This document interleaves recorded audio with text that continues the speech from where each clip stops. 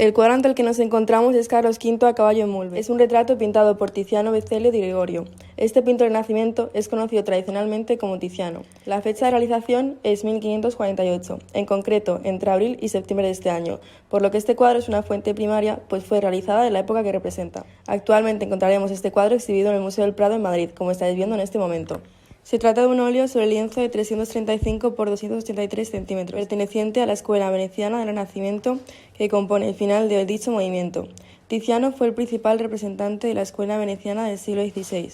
Fue alumno de Giovanni y su fama le llevó a ser el pintor protegido de Felipe II y Carlos V, al que retrató en este cuadro. Tiziano pintaba a la prima, es decir, directamente sobre el lienzo, transmitiendo esa inmediatez y frescura en sus obras. Usaba colores vívidos y luminosos, con una pincelada suelta. Aparte de retratos como este, pintó también obras mitológicas y religiosas.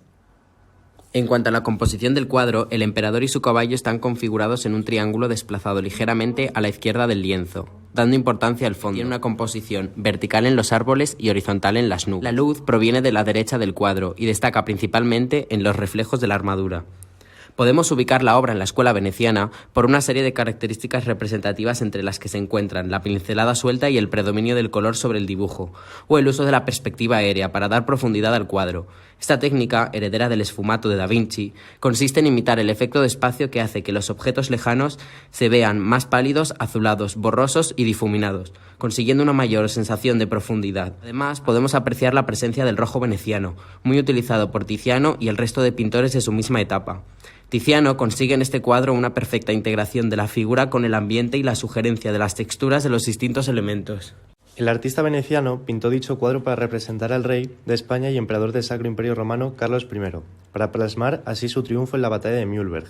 Esta batalla tuvo lugar el 24 de abril de 1547. Esta obra tiene un gran valor histórico y se piensa que no fue encargada por el monarca, sino por su hermana María de Hungría.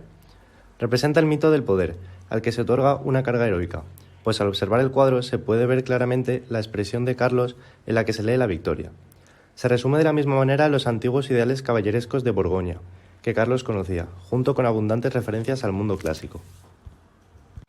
Carlos I de España y V de Alemania fue el hijo de Juana y nieto de los reyes católicos. A la muerte de Fernando en 1516 comenzó su reinado, el cual estaría condicionado por los conflictos internos y externos.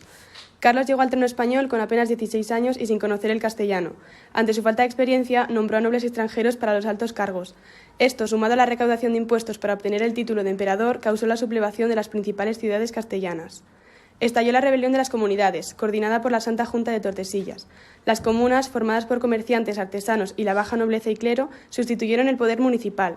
Esta revuelta reclamaba la exclusión de los nobles extranjeros, mayor protagonismo en las cortes, la reducción de impuestos, etc. Finalmente, en 1521 fue sofocada en Villalar, y sus líderes, Padilla, Bravo y Maldonado, fueron ajusticiados. Otro gran conflicto interno fue el movimiento de las Germanías, que se inició en Valencia entre 1519 y 1522. Las germanías o milicias eran organizaciones creadas en principio para proteger el país en caso de ataque de los piratas. Sin embargo, estas aprovecharon la salida de los nobles de las ciudades para hacerse con el poder municipal, y lo que comenzó como una propuesta de reducción de los privilegios de nobles se convirtió en una revuelta. Esta fue sofocada también por el ejército imperial. Carlos I estuvo involucrado en diversos conflictos debido a su título de emperador y a la política exterior, que estuvo basada en la doctrina Universitas Christiana, doctrina por la cual Carlos I apoyaría al catolicismo y al Papa para conseguir la unificación religiosa de Europa. Uno de los principales enemigos de Carlos I fue Francia, debido a los territorios italianos que había en disputa.